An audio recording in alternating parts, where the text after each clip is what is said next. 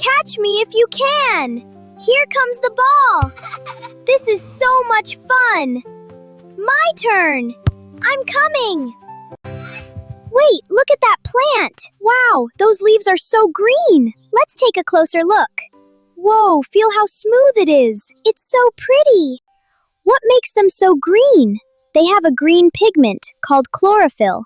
Leaves are the plant's kitchen. They prepare food. I see lots of lines on the leaf, and a thick line in the middle. Leaves have different parts. Let's learn about them.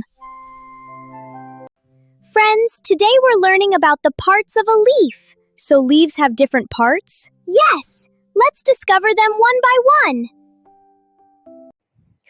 Parts of a leaf. The tip of a leaf is called apex, and the outer edge is known as margin. A main vein runs through the center of a leaf, dividing it into two halves. It is known as midrib. From the midrib arise many small veins known as the side veins. The flat and broad part of the leaf is known as the leaf blade. It absorbs sunlight just like a solar panel. The stalk of a leaf is known as the petiole. It attaches the leaf to the stem. On the undersurface of a leaf are present tiny holes known as stomata.